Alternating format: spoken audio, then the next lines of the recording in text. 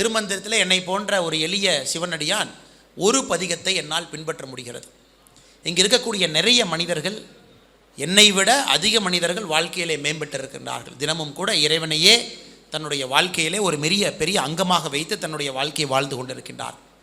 உங்களுக்கு நிச்சயமாக திருமந்திரத்தில் இதை போன்ற 1008 பொக்கிஷங்கள் இருக்கிறது. அது ஒன்றுமே நம்முடைய வாழ்க்கையை மேம்படுத்துவது. யோகக்கலை என்பதே மிக ஆழமாக திருமந்திரத்தில் சென்றிருக்கின்றார். பிராணாயமா, நாம் பேசுவது பிராணாயமா, மிக ஆழமாக சென்றிருக்கின்றார். அதையெல்லாம் தாண்டி நம்முடைய வாழ்க்கையிலே மிக உச்சகட்டம் என்பது சமாதி என்று சொல்லுகின்றோம். அது யோகக்கலை எல்லாம் தாண்டி கடைசியாக நாம் செல்லுகின்றது சமாதி. அன்பார்ந்த பெரியவர்களே, தாய்மார்களே, இந்த அரங்கத்தில் இருக்கக்கூடிய சிவ பக்தர்களே, அப்படியே கொஞ்சம் சைடில் வந்துருங்கண்ணா. இந்த அரங்கத்தில் இருக்கக்கூடிய சிவ பக்தர்களே, எல்லாவற்றுக்கும் மேலாக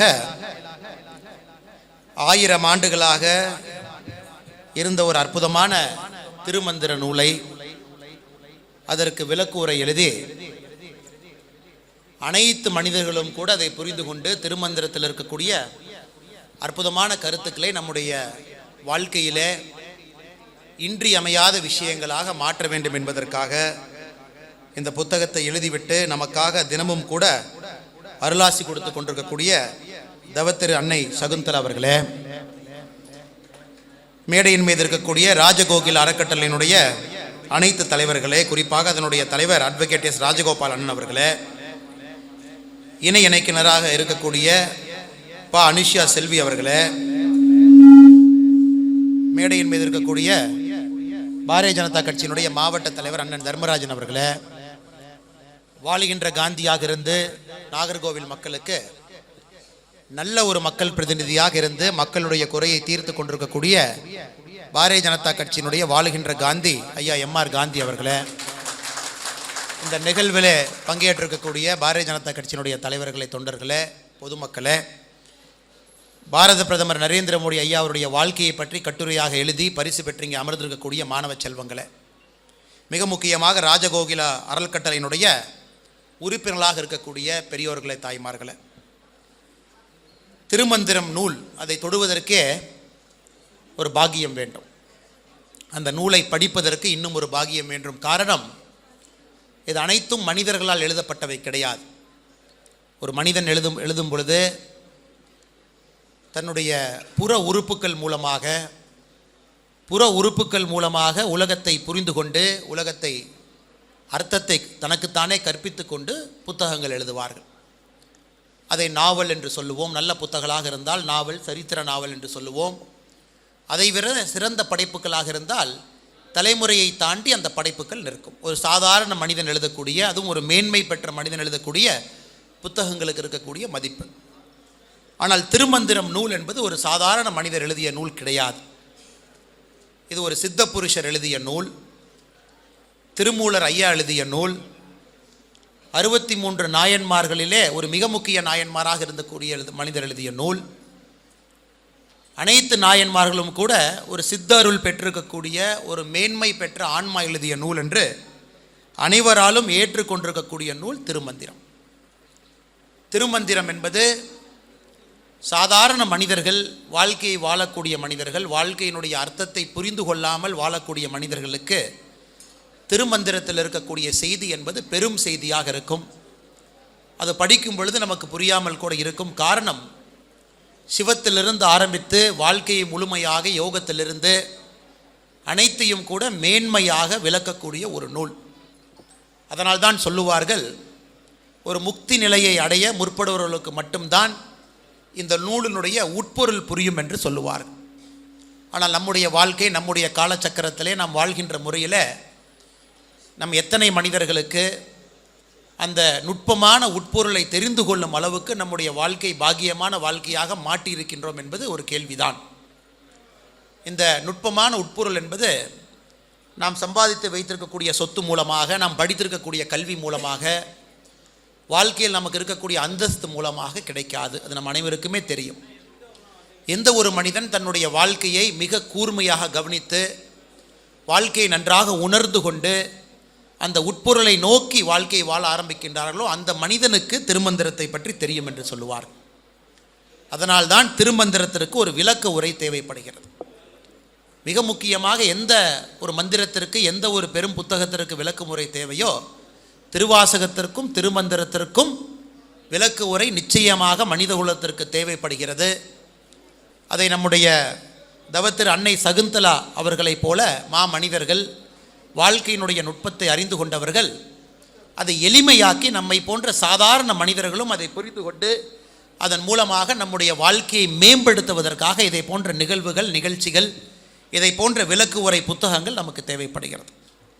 நான் என்னுடைய வாழ்க்கையை ஆரம்பிக்கும் பொழுது எனக்கு என்னுடைய நண்பர் கரூரிலே ஒரு பெரிய ஒரு மருத்துவராக இருக்கக்கூடிய, முழுவதுமே தன்னுடைய வாழ்க்கையை சிவபெருமானுக்காக அர்ப்பித்துவிட்டு தான் சம்பாதிக்கக்கூடிய பெரும் பகுதியை ஆண்டவனுடைய இறைப்பணிக்காக செலவு செய்யக்கூடிய ஒரு மாமனிதர் என்னிடம் வந்து, சகோதரரே, திருமந்திரத்தில் நீங்கள் எது படிக்கிறீங்களோ இல்லையோ, திருமந்திரத்தினுடைய 568வது பதிகத்தை நீங்கள் படித்து உங்கள் வாழ்க்கையிலே நீங்கள் பின்பற்ற ஆரம்பிக்க வேண்டும். நீங்கள் பின்பற்ற ஆரம்பிக்கும் பொழுது உங்கள் வாழ்க்கையிலே ஒரு பெரும் மாற்றத்தை நீங்கள் காண ஆரம்பிப்பீர்கள் என்று சொன்னார்கள். எனக்கு அப்போது அதனுடைய மகத்துவம் தெரியவில்லை. எனக்கு ஒரு திருமந்திரம் புத்தகத்தை கொடுத்து விட்டு சென்றிருந்தார். அந்த புத்தகத்தில் இருக்கக்கூடிய அந்த பதிகம், இந்த பதிகத்தினுடைய மகத்துவம் 568வது பதிகத்தினுடைய மகத்துவம் தெரியவில்லை. எனக்கு அவர் கொடுத்தது ஒரு 7-8 ஆண்டுகளுக்கு முன்பு. அந்த பதிகத்தை மட்டும் இங்கே ஒரு சிவனடியானாக நம்முடைய தவத்திரு அன்னை சகுந்தலா அவர்கள் முன்பாக இதை படிக்க வேண்டும் என்பது என்னுடைய ஆசை. ஏறுதல் பூரகம், ஈரட்டு வாமத்தால் ஆறுதல், கும்பம் 64, ஊறுதல் 32, ரேசகம் மாறுதல் ஒன்றின் கண் வஞ்சமமாமே என்று இது பதிகம். இது நம் அனைவருக்குமே தெரியும். நம்முடைய வாழ்க்கை என்பது நம்முடைய மூச்சு காட்டிலே இருக்கிறது. எந்த ஒரு மனிதன் தன்னுடைய மூச்சை ஆழமாக அதை கண்காணித்து வாழ்க்கையை வார ஆரம்பிக்கின்றார்களோ அவருடைய வாழ்க்கை என்பது இறையொருள் வாழ்க்கையாக, இறைவனுக்கு நேர் வாழ்க்கையாக இருக்கும் என்று சொல்வார். உதாரணத்திற்கு நம்முடைய ஆமை, டார்டாய்ஸ் என்று சொல்லக்கூடிய ஆமை 350 ஆண்டுகள் வாழுகின்றது என்று சொன்னால் அதனுடைய மூச்சு, அந்த ஆமை எவ்வளவு நேர்த்தியாக தன்னுடைய மூச்சை கட்டுப்படுத்தி எவ்வளவு நேர்த்தியாக அதனுடைய மூச்சை விடுகின்றது என்பதற்காக ஆமையினுடைய ஆயுட்காலம் மிக அதிகமாக இருக்கிறது. அதன் பின்பு முதலை எடுத்து பார்த்தோம்னா முதலையினுடைய மூச்சும் கூட மிக ஆழமாக, மிக நுட்பமாக, மிக தெளிவாக இருக்கும். முதலையினுடைய ஆயுட்காலமும் அதிகம். நம் வீட்டில் இருக்கக்கூடிய நம்முடைய நாய், அதுவும் மிக முக்கியமான நம் வீட்டில் இருக்கக்கூடிய ஒரு அங்கமாக இப்போது மாறி இருக்கிறது. நாயினுடைய ஆயுட்காலம் குறைவாக இருக்கும். 13 ஆண்டுகள், 12 ஆண்டுகள் இருக்கும். அந்த நாயினுடைய மூச்சை நுட்பமாக பார்த்தால் நமக்கு தெரியும். நாயுடைய மூச்சு உங்களுக்கு தெரியும், இந்த மாதிரி மூச்சு இருக்கும். ஒரு ஆமையினுடைய மூச்சு பார்த்தீங்கன்னா அதெல்லாம் ஒரு நிமிஷத்துக்கு ஒரு மூச்சு விடக்கூடிய ஒரு மிருகம். 350 ஆண்டுகள் வாழுகின்றது. ஸோ நீங்கள் ஒரு மிருகமாக பார்த்து வாழ்க்கையை கணக்கு போடும் பொழுது எந்த மனிதன் தன்னுடைய மூச்சை கட்டுப்படுத்தி அதன் மூலமாக வாழ்க்கையை வாழ ஆரம்பிக்கின்றார்களோ இறை அருள் கிடைக்கும் என்று சொல்வார்கள். அந்த இறை அருளும் கூட ஒரு தேனினுடைய சுவையை போல, அந்த தேனை நாம் நம்முடைய நாக்கிலே தொட்டு பார்க்கும் பொழுது ஒரு மனிதனுக்கு என்ன ஒரு சுவை கிடைக்குமோ அதுதான் நமக்கு கிடைக்கும். சாதாரண மனிதர்களுக்கு, எல்லாவற்றையும் தாண்டி பயணம் செய்யக்கூடிய மனிதர்களுக்கு நம்முடைய தவத்திரு அன்னை சகுந்தலா அவர்களைப் போல அனைத்து பற்றுக்களையும் விட்டு தன்னுடைய வாழ்க்கையிலே அடுத்த கட்டத்திற்கு செல்ல முடியும். இந்த 468வது பதிகம் என்ன சொல்லுகிறது? குறிப்பாக நம்முடைய மூச்சு என்பது உள்ளே இழுக்கின்றோம், மூச்சை உள்ளே வைத்திருக்கின்றோம், மூச்சை வெளியே விடுகின்றோம். ஒரு மூச்சு என்பது 3 பகுதியும் சேர்ந்தது தான் ஒரு மூச்சு. அது திருமந்திரத்திலே நம்முடைய திருமூலர் அவர்கள் மிக அற்புதமாக சொல்லுகின்றார். உங்களுடைய மூச்சை உள்ளே இழுக்கும் போது அதை பூரக்கம் என்று சொல்லுகின்றோம். பூரக்கம் என்பது மூச்சை உள்ளே இழுக்கின்றீர்கள். அந்த மூச்சை உங்களுடைய 2 மூக்கையும் கூட நாடித்துவரங்களை நீங்கள் நாசித்துவரங்களை முழுமையாக அடைத்து வைத்து உள்ளே இருக்கும் பொழுது அதை கும்பகா என்று சொல்லுகின்றோம். அந்த மூச்சை வெளியே விடும் பொழுது ரேச்சக்கா என்று சொல்லுகின்றோம். பூரக்கா, கும்பக்கா, ரேச்சக்கா என்று சொல்லுகின்றோம். இந்த படிதத்தை படிக்கும் பொழுது பதிகத்திலே மிக தெளிவாக சொல்லியிருக்கின்றார்கள். உங்களுடைய மூச்சு எப்படி இருக்க வேண்டும் என்றால் 16 மாத்திரை அது பூரக்கவாக இருக்க வேண்டும், 64 மாத்திரை அது கும்பகவாக இருக்க வேண்டும், 32 மாத்திரை அது ரேச்சகவாக இருக்க வேண்டும் என்று சொல்லுகின்றார். இதை நாம் அனைவரும் கூட அடுத்த மாத்திரை என்னென்று சொல்லுவோம். அதையும் கூட நம்முடைய அற்புதமான தமிழ் மொழியிலே அந்த மாத்திரைக்கான அளவு காலத்தையும் நிர்ணயித்திருக்கின்றார்கள். அதனால்தான் நம்முடைய தமிழ் மொழி என்பது ஆன்மீக மொழி மட்டுமல்ல, இது ஒரு அறிவியல் சார்ந்த மொழியாக இருக்கிறது. ஆன்மீகமும் அறிவியலும் கலந்தது தான் நம்முடைய தமிழ் மொழி இருக்கிறது. அதனால்தான் தமிழ் மொழியிலே வரக்கூடிய அனைத்து பதிகளுங்களும் கூட இறைவனை தொட்டுக்கொண்டே இருக்கக்கூடிய மொழியாக, திருவாசகத்திலிருந்து திருமந்திரத்திலிருந்து இறைவனை தொட்டுக்கொண்டிருக்கக்கூடிய பதிகங்களாக இருக்கிறது. ஆ என்று சொல்லும் பொழுது அது ஒரு மாத்திரை, ஆ என்று சொல்லும் பொழுது அது 2 மாத்திரை. அதே நீங்கள் சிவ சிவா என்று சொல்லும் பொழுது அது 4 மாத்திரையாக இருக்க வேண்டும் என்று சொல்லுகின்றார்கள்.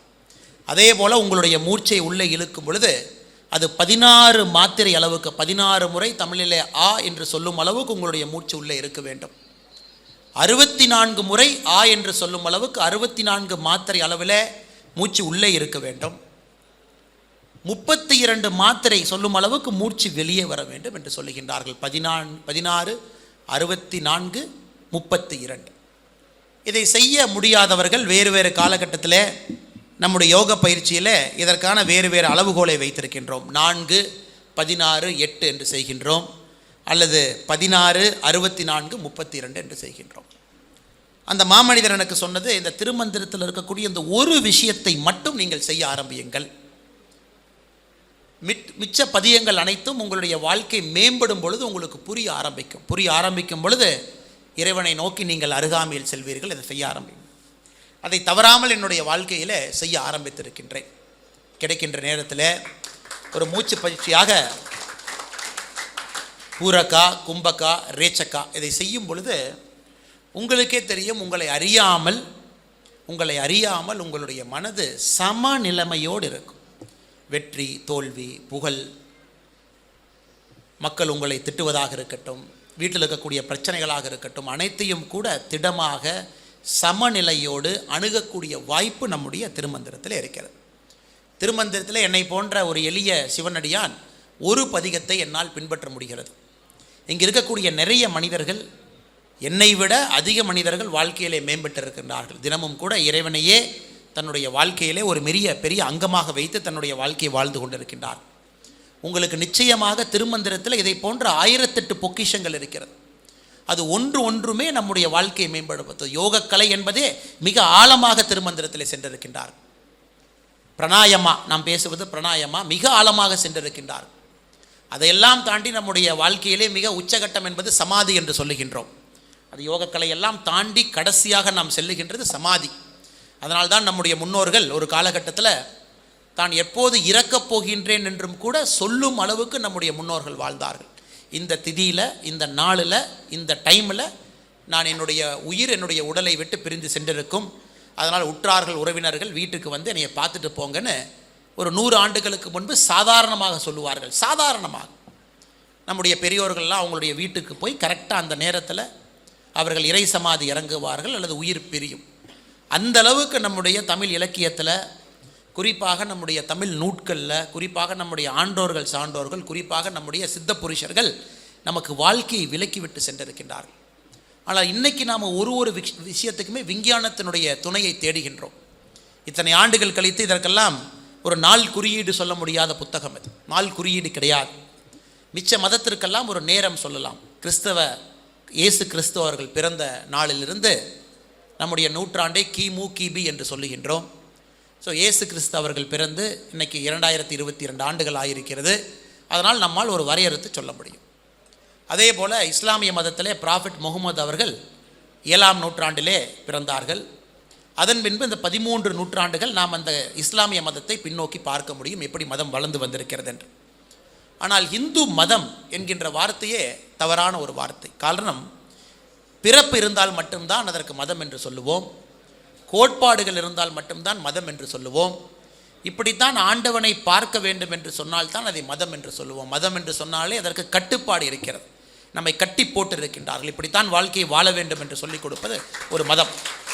அதனால்தான் நம்முடைய இந்துவை வாழ்வியல் முறை என்று சொல்லுகின்றோம். ஒரு வாழ்க்கையை எப்படி வாழ வேண்டும் என்பதை உள்ளர்த்தமாக கொண்டிருப்பது தான் ஒரு இந்து வாழ்வியல் முறை என்று சொல்லுவோம். இதைத்தான் சாமி விவேகானந்தா அவர்கள் சிக்காகோவுக்கு 1893 சென்று அந்த மிகப்பெரிய அந்த பேச்சை பேசிய பொழுது அவருக்கு முன்பு 18 மனிதர்கள் பேசினார்கள். அந்த நிகழ்வே உலகத்தில் இருக்கக்கூடிய எல்லா மதத்தில் இருக்கக்கூடிய ஒரு தலைவர்களை கொண்டு வந்து அமர வைத்து உலகத்தில் எந்த மதம் சிறந்தது, எந்த மதம் புண்ணியமானது என்பதற்கான தலைப்பு. விவேகானந்தர் அவர்களுக்கு முன்பு 18 பேர் பேசியிருந்தாங்க. 19ஆக விவேகானந்தர் அவர்கள் பேச ஆரம்பித்த பொழுது அவருடைய உரையை துவங்கும் முன்பு இப்படி பேசியிருப்பார், என்னுடைய அருமை சகோதர சகோதரிகளே என்று சொல்லியிருப்பார். எல்லோருக்குமே ஒரு ஆச்சரியம். என்னுடைய மதத்தில் பிறந்தால் மட்டும்தான் நீ சகோதர சகோதரி, என்னுடைய மத நம்பிக்கை இருந்தால் மட்டும்தான் நீ சகோதர சகோதரி. ஆனால் எப்படி இவ்வளவு தூரத்திலிருந்து இந்தியாவிலிருந்து காவியுடை அணிந்து வந்திருக்கக்கூடிய ஒரு மனிதன், 32, 33 வயது இருக்கக்கூடிய ஒரு மனிதன் மேடையிலே மைக்கை எடுத்து அனைவரும் என்னுடைய சகோதர சகோதரிகள் என்று சொல்லுகின்றானே, இது எப்படிப்பட்ட மதமாக இருக்கும் என்று மக்கள் கற்பனை செய்ய ஆரம்பித்த பொழுது விவேகானந்தா அவர்கள் இன்னும் ஒரு படி சென்றார். எனக்கு நான் வந்திருக்கக்கூடிய இந்த வாழ்வியல் நெறியை மதம் என்று சொல்வதற்கு இங்கே ஆசை கிடையாது. ஆனால் எனக்கு முன்பு பேசிய அந்த 18 மனிதர்களும் கூட மதம் என்று பேசியிருக்கின்றார்கள். என்னுடைய மதம் இப்படி வந்திருக்கிறது என்று சொல்லியிருக்கின்றார்கள். அவர்கள் எல்லாம் மதம் என்கின்ற வார்த்தையை பயன்படுத்துகின்ற காரணத்தினால் நானும் சொல்லுகின்றேன், அந்த மதங்களுக்கெல்லாம் தாய் மதமாக இருக்கக்கூடிய இந்து வாழ்வியல் நெறியிலிருந்து நான் வந்திருக்கின்றேன் என்று சொல்லியிருக்கின்றார்கள். எதற்காக இதை இங்கே பயன்படுத்துகின்றோம்? அதிகமாக இதை பற்றி நாம் பேசியிருக்கின்றோம். விவேகானந்தனுடைய வாழ்க்கை நமக்கு தெரியும். பட் இங்கே எதற்காக இதை குறிப்பிட்டு சொல்லுகின்றோம் என்றால், இந்த திருமந்திரத்தில் சொல்லியிருக்கக்கூடிய அனைத்து விஷயங்களும் கூட நம்முடைய வாழ்வியல் நெறி, வாழ்வியல் முறை, ஒரு வாழ்க்கை எப்படி வாழ வேண்டும் என்று சொல்லிக் கொடுப்பது தான் இந்து வாழ்வியல் நெறியினுடைய மிக முக்கிய நோக்கமாக இருக்கிறது. அதனால்தான் முற்றும் அறிந்த முற்றும் துறந்த மனிதர்கள் இந்து மதத்தில் மட்டும்தான், இந்து வாழ்வியல் முறையில் மட்டும்தான் பார்ப்பீங்க. மிகப்பெரிய மனிதர்களாக இருந்தாலும் கூட இந்த மதம் மட்டும்தான் சொல்லுகிறது, கடைசியாக உங்களுடைய வாழ்க்கை நிறைவு பெற வேண்டும் என்றால் அனைத்தையும் விட்டுவிட்டு வனவாசம் செல்ல வேண்டும் என்று சொல்லுகின்றோம். நமக்கு பிடித்திருக்கக்கூடிய விஷயம், நாம் செய்யக்கூடிய விஷயம், வாழ்க்கையிலே அதிக பிடித்த ஒரு விஷயத்திலே நாம் இருந்தாலும் கூட ஒரு காலகட்டத்திலே மனிதனுடைய 4வது வாழ்க்கை பாதையிலே செல்லும் பொழுது அனைத்தையும் துறைந்துவிட்டு இறை வழிபாட்டோடு ஒரு சாதாரணமான இயற்கையோடு பஞ்சபூதங்களோடு ஒன்றி இருக்கக்கூடிய வாழ்வை நீங்கள் ஆரம்பித்தால் மட்டும்தான் உங்கள் வாழ்க்கை நிறைவு பெறும் என்று சொல்லுகின்றோம். இது எந்த மதத்திலும் கூட இதை போல் சொல்வது கிடையாது. அனைத்து மதத்திலும் கூட இயற்கை என்பது நம்முடைய வாழ்க்கை வாழ்வதற்கு உருவாக்கப்பட்டது என்று சொல்லுவார். அது கிறிஸ்தவ மதமாக இருந்தாலும் சரி, இஸ்லாமிய மதமாக இருந்தாலும் சரி, எந்த மதமாக இருந்தாலும் வெளியே இருக்கக்கூடிய அனைத்து இயற்கை வளங்களும் உங்களை மேம்படுத்த இருக்கிறது என்று சொல்லுவோம். ஆனால் நம்முடைய வாழ்வியல் நெறியில் மட்டும்தான் இயற்கை என்பது நமக்காக இல்லை, இயற்கைக்காக நாம் இருக்கின்றோம் என்கின்ற மிகப்பெரிய ஒரு நுட்பொருள் அறிவு நம்முடைய மதத்தில் இருக்கிறது. அதனால் இந்த காலகட்டத்தில் குறிப்பாக நம்முடைய இளைஞர் பெருமக்களுக்கு இந்த சோஷியல் மீடியா ஜென்ரேஷனில் அதிகமான விஷயங்கள் தெரிந்திருப்பது ஞானம் என்று நினைக்கின்றோம். அது ஞானம் கிடையாது. அதிகமான விஷயங்கள் எனக்கு தெரியும் ஞானம். ஞானம் என்பது குறைவான விஷயங்கள் தெரிந்தாலும் கூட அதனுடைய நுண்பொருளை உணர்வது ஞானம். அதை இதை போன்ற நூட்கள் இங்கே கொண்டு வந்து, குறிப்பாக நம்முடைய தவத்திரு அன்னை சகுந்தலா அவர்கள் மிக முக்கியமான திருமந்திர நூல், திருமந்திரம் என்கின்ற வார்த்தையை சொல்லுவதற்கே ஒரு தகுதி வேண்டும் என்று சொல்லுவார்கள். எனக்கு அந்த தகுதி இருக்கிறதா என்பது எனக்கு தெரியாது. இருந்தாலும் சிவனடியார்கள் முன்பு திருமந்திரம் என்கின்ற வார்த்தையை நான் பயன்படுத்துகின்றேன். திருமந்திரம் என்கின்ற புத்தகத்தை படிப்பதற்கு ஒரு தகுதி வேண்டும் என்று சொல்லுவார்கள். தகுதி இல்லை என்றாலும் கூட அந்த தகுதியை நம்மால் வளர்த்து கொள்ள முடியும். திருமந்திரத்தினுடைய புத்தகத்தினுடைய உரையை எழுதுவதற்கு ஒரு தகுதி வேண்டும் என்று சொல்லுவார்கள். அனைத்தையும் துறந்தவர்களால் மட்டும்தான் அது முடியும். சாதாரண மனிதர்களால் உரையை எழுத முடியாது. அதைத்தான் இன்று நம்முடைய ராஜகோகில அறக்கட்டளை அதை செய்திருக்கின்றார்கள். நிறைய பேர் கேட்பாங்க, இப்போ புதுசாக நம்முடைய தமிழ்நாட்டில் பார்த்தீங்கன்னா இந்த கடந்த 70 ஆண்டுகளாக எதை பேசினாலும் கூட அரசியல்வாதிகள் மக்கள் அதிகமாக பேசுவது ப்ரூஃப் இருக்கான்னு கேட்பாங்க. சயின்ஸ் இருக்கா? திருமந்திரத்தில் நீங்கள் சொல்கிறீங்க இவ்வளோ விஷயங்கள் இருக்குது, யோகத்தை பற்றி சொல்கிறீங்க, இவ்வளோ விஷயங்களை சொல்கிறீங்க, சமாதியை பற்றியெல்லாம் பேசுகிறீங்க, உச்சகட்ட நிலை என்று சொல்லுவீர்கள், இதுக்கெல்லாம் ப்ரூஃப் இருக்கான்னு. நீங்கள் ஒன்றுமே இல்லை, திருமந்திரத்தினுடைய யோகிக் ப்ரீத்திங் அப்படின்னு நீங்கள் கூகுளில் சர்ச் பண்ணணும். யோகிக் ப்ரீத்திங் ஆஃப் திருமந்திரம் அப்படின்னு நீங்கள் சர்ச் பண்ணிங்கன்னா அமெரிக்கா, ஐரோப்பியா, ஜப்பானீஸ் பல்கலைக்கழகத்தில் எத்தனை ஆராய்ச்சி கட்டுரைகள் திருமந்திரத்தினுடைய 468வது தொகுப்பை பற்றி எத்தனை ஆராய்ச்சி கட்டுரைகள் இருக்குது, பிஹெச்டி இருக்குது, நீங்களே பாருங்கள். அதில் குறிப்பாக என் முன்னாடி ஒரு ஆராய்ச்சி கட்டுரை நான் வைத்திருக்கின்றேன். நம் உடம்பில் இருக்கக்கூடிய பயோ மார்க்கர், நம் உடம்பில் நிறைய பயோ மார்க்கர் உள்ளே இருக்கும். அந்த பயோ மார்க்கர் வந்து கேன்சர் வருவதை பற்றி டிட்டர்மைன் பண்ணும், சுகர் இருப்பதை பற்றி சொல்லும், பிபி இருப்பதை பற்றி சொல்லும். அந்த பயோ மார்க்கர் அதை ஒரு யோகிக் பிரீத்திங் மூலமாக அந்த பயோ மார்க்கரில் இருக்கக்கூடிய இன்ஃப்ளமேஷனை எந்த அளவுக்கு குறைக்க முடியும். உடம்பத்தில் இருக்கக்கூடிய அனைத்து நோய்களுமே இன்ஃப்ளமேஷன் மூலமாக வருது. காய்ச்சல் உடம்புக்குள்ள இன்ஃப்ளமேஷன், சுகர் இன்ஃப்ளமேஷன், எல்லோருக்குமே ஒரு இன்ஃப்ளமேஷன் உடம்புக்குள்ளே இருக்குது. அதை வலிதுவத்வால், அமியே வக்கலிஸ்ட், சுந்தர வடிவேல் பாலசுப்ரமணியம் அவர்கள் 3 பேர் எழுதிய ஆராய்ச்சி கட்டுரை ஒரு அமெரிக்காவில் இருக்கக்கூடிய மிக முக்கியமான பல்கலைக்கழகத்தில் இதை செய்கிறாங்க. 20 பேர் கண்ட்ரோல் குரூப், 20 பேர் கண்ட்ரோல் குரூப், உங்களை 20 பேர் ரேண்டமாக, 20 பேர் வந்து ரேண்டமைஸ்டு குரூப்பாக 2 குரூப்பாக எடுக்கிறாங்க. அதில் ஒரு குரூப் வந்து 21 நாட்கள் திருமந்திரத்தினுடைய யோக முறையை சொல்லிக் கொடுக்கின்றார்கள். அதாவது உங்களுடைய மூச்சு பயிற்சியை 16, 64, 32 21 நாட்கள் நீங்கள் மூச்சு பயிற்சி பண்ணணும். இன்னும் 20 பேர் நீங்கள் அதெல்லாம் பண்ண வேண்டாம், உங்கள் உடம்பில் இருக்கக்கூடிய மார்க்கரை நாங்கள் செக் பண்ணணும். அதற்கு எலிசா டெஸ்ட்னு ஒன்று இருக்குது, multiple enzyme linked immuno absorbent ஆசேன்னு ஒரு டெஸ்ட்டு. இது பார்த்திங்கன்னா ஹெச்ஐவியிலிருந்து பல முக்கியமான நோய்களுக்கு இந்த எலிசா டெஸ்ட் எடுத்து பார்ப்பாங்க, உடம்பில் என்ன இன்ஃப்ளமேஷன் இருக்குன்னு. அதை எடுத்து பார்த்திங்கன்னா எப்படி தினமும் 20 நிமிடம் இந்த யோகக்கலையை பண்ணுற குரூப்புக்கும் 20 நிமிடம் யோகக்கலை செய்யாத குரூப்புக்கும் அவங்களுடைய சலைவா எடுத்து டெஸ்ட் பண்ணும் பொழுது எப்படி கிட்டத்தட்ட 90% அவர்களுக்குள்ள ஒரு மாற்றம் இருக்குது அப்படிங்கிறது ஒரு ஆராய்ச்சி கட்டுரை. அதனால் ஆராய்ச்சின்னு ஒரு வார்த்தை வருவதற்கு முன்பாகவே, அறிவியல் என்கின்ற ஒரு வார்த்தை வருவதற்கு முன்பாகவே திருமந்திரம் எழுதப்பட்டிருக்கிறது. திருமூலர் அவர்கள் இந்த மந்திரத்தை எழுதியிருக்கின்றார்கள். காரணம், இந்த புத்தகத்தை எழுதியவர்கள் மேன்மை அடைந்த மனிதர்கள். இவர்கள் சாதாரண நிலையிலே அந்த புத்தகத்தை எழுதவில்லை, முற்றும் துறந்து ஒரு மேன்மை நிலையிலே இந்த பஞ்சபூதங்களை பார்த்து நுட்பொருளை புரிந்து கொண்டு எழுதப்பட்ட ஒரு புத்தகம். அந்த புத்தகம் நிச்சயமாக இந்த விளக்கு உரை என்ற மேடையிலே நம்முடைய அம்மையார் அவர்கள் கையில் நமக்கு கிடைத்திருக்கிறது. இதை நாம் அனைவருமே பயன்படுத்த வேண்டும், படிக்க வேண்டும், வாழ்க்கையில் ஒரு மாற்றத்தை காண வேண்டும். அதுவும் குறிப்பாக இளைஞர்கள் யார் இருக்கீங்களோ அவர்களுக்கு அதிகமாக, ஏன்னா இங்கே இருக்கக்கூடிய பெரியவர்கள் அனைவருமே அவர்களுடைய நெற்றியிலே திருநூறு இருக்கிறது. அதிகமாக பார்த்திங்கன்னா எல்லா பெரியவர்கள் நெற்றியில் ஒரு திருநூறு இருக்குது. மந்திரமாவது நீர் என்று சொல்வது போல் அனைவருடைய நெற்றில் ஒரு திருநூறு இருக்குது.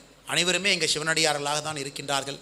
கிட்டத்தட்ட 50 வயது நிறைவேறுகள் அதிகமானவர்கள் தான் இதில் இருக்காங்க. அப்படின்னா வாழ்க்கையை அவர்கள் உணர்ந்து அறிந்து வாழ்க்கை எப்படி வாழ வேண்டும் என்பதை புரிந்து நமக்கு ஒரு சாட்சிகளாக வாழ்ந்து கொண்டிருக்கின்றார்கள். மெயினாக இங்கே இருக்கவங்க இளைஞர்கள், நிறைய இளைஞர்கள் வெளியெல்லாம் இருக்கும். நாம் இந்த வயசிலே இதை முழுமையாக உணர்ந்து கொண்டு நம்முடைய வாழ்க்கையை இதுபோல் திருமந்திர வழியிலே வாழ ஆரம்பிக்கும் பொழுது போட்டி பொறாமை இன்னல்கள் எதுவும் இல்லாமல் சமநிலைமையோடு வெற்றி என்று வந்தால் தோல்வி வந்துதான் ஆகும் என்பது இயற்கையினுடைய நீதி. தோல்வி என்று வந்தால் வெற்றி என்பது வரும் என்பதும் இயற்கையினுடைய நீதி. அப்படி இருக்கும் பொழுது இரண்டும் சமம்தான். வெற்றி வந்தால் தோல்வி வந்தாகணும், தோல்வி வந்தால் வெற்றி வந்தாகணும் என்பது இயற்கை சொல்லிக் கொடுப்பது, இயற்கை சொல்லுகின்ற பாடம். நாம் வெற்றி வரும் பொழுது ரொம்ப உணர்ச்சி பசுப்படுவதும், தோல்வி வரும் பொழுது ரொம்ப சங்கடப்படுவதும் நம்முடைய இளைஞர்களுக்கு ரொம்ப சாதாரணமாயிடுச்சு. அதனால தான் பள்ளியில் வந்து அதிகமாக சூசைட் நடக்குது. ஒரு 2 நாட்களுக்கு முன்பு பேப்பரில் பார்த்தேன், காரைக்காலில் ஒரு தாயார் அதே பள்ளியில் தன்னுடைய மகனை விட அதிக மதிப்பெண் பெற்ற ஒரு மகனுக்கு அவர் குடிக்கக்கூடிய கூல்ட்ரிங்க்ஸில் விஷத்தை கலந்து தன்னுடைய மகனை விட அதிக மதிப்பெண் தன்னுடைய மகனனுடைய நண்பன் வாங்கியிருக்கிறான் என்பதற்காக அந்த தாய் காரைக்காலில் மகனனுடைய நண்பனை கொலை செய்திருக்கின்றார். இதெல்லாம் பாருங்கள், இந்த சமுதாயத்தில் ஆழ்வார்கள் நாயன்மார்கள் வாழ்ந்த அந்த பூமியில் பரம்பொருளை உணர்ந்த மக்களிடத்தில் பஞ்சபூதங்களோடு ஒன்றி வாழக்கூடிய நம்முடைய மனிதர்கள் மத்தியில் எதற்காக கொலை செய்கின்றார்கள் என்று பாருங்கள். என்னுடைய மகனை விட அதிக மதிப்பெண் வாங்கியிருக்கின்றார் என்பதற்காக காரைக்காலில் கொலை நடந்து அந்த அம்மணியை கைது செய்திருக்கின்றார். இதெல்லாம் தினமும் பார்க்குறோம். குரோதம், காமம், யாரையோ போய் கொள்வது, கூட்டு பலாத்காரம், நகையை பிடுங்கி செல்வது, சமுதாயத்தில் குற்றங்கள் அதிகமாகிக் கொண்டிருக்கிறது. காரணம், நம்முடைய வாழ்வியல் முறை என்பது இந்து வாழ்வியல் முறையிலிருந்து மாற ஆரம்பித்து விட்டது. அதனால் நம்முடைய இளைய தலைமுறை மக்கள் இதை எடுத்து சென்று எப்படி நம்முடைய முன்னோர்கள் பெரியோர்கள் வாழ்ந்தார்களோ அதே போல் ஒரு வாழ்க்கையை ஆடம்பரம் இல்லாமல் எந்த விதமான அணிகலனையும் அணியாமல், இந்த சமூக வலைதளம் என்பது நம்மை மேம்படுத்தத்தான் இருக்கிறதோ தவிர அதற்கு நாம் அடிமையாக இருப்பதற்கு இல்லை என்பதை புரிந்து கொண்டு ஒரு விஷயத்தையும் நம்முடைய இளைய தலைமுறை இப்போ கையில் எடுக்கணும். ஆனால் ஒரு பக்கம் நம்முடைய பாரத பிரதமர் நரேந்திர மோடி ஐயா அவர்கள் இந்தியாவை நம்முடைய பாரதிய கலாச்சார அடிப்படையிலே கொண்டு சென்று கொண்டிருக்கின்றார்கள். ஒரு விஷயத்தையுமே பார்த்து செய்கிறாங்க. உதாரணத்துக்கு ஒரு 4 நாட்களுக்கு முன்பு கொச்சியில் ஒரு விமானத்தை தாங்கக்கூடிய கப்பலை அறிமுகப்படுத்தும் பொழுது ஐஎன்எஸ் விக்ரந்த், அந்த நேவலுக்கு இருந்த சிம்பல் இன்சிக்னியா என்று சொல்லக்கூடிய முத்திரையை கூட, அந்த முத்திரை இங்கிலாண்டினுடைய நேவல் கிராஸாக இருந்த ஒரு முத்திரை. எனக்கு 75 ஆண்டுகள் கழித்து அந்த முத்திரையை அகற்றிவிட்டு நேவல் ஃபோர்ஸுக்கு சத்ரபர்த்தி வீர சிவாஜியினுடைய ராஜமுத்திரை என்னை கொடுத்துருக்காங்க. 400 ஆண்டுகளுக்கு முன்பு வாழ்ந்த சிவாஜி அவர்களுடைய ராஜமுத்திரை இன்றைக்கி நம்ம இந்திய நேவல் படையினுடைய முத்திரையாக 4 நாட்களுக்கு முன்பு அறிமுகப்படுத்தி. இந்த மாதிரி ஒரு விஷயமே செய்து கொண்டிருக்கின்றார். பழைய கலாச்சாரம் வர வேண்டும், பாரதிய கலாச்சாரம் வர வேண்டும், அடிமைத்தனம் என்பது எண்ணத்திலும் கூட இருக்கக்கூடாது என்பது ஒரு இடத்துலையும் செய்கிறார். அப்படி இருக்கும் பொழுது நம்மை போன்ற இளையவர்கள், இங்கே இருக்கக்கூடிய பெரியவர்கள் வழிகாட்டுதலோடு நம் வாழ்வியல் முறையிலும் கூட அந்த கலாச்சாரத்தை கொண்டு வருவது அவசியம். ஏன்னா வெளியெல்லாம் மோடிஜி மாற்றுறார், உள்ளே மாற்ற வேண்டியது நம்முடைய கடமை. அது மோடிஜினால் முடியாது, அது நம்முடைய கடமை.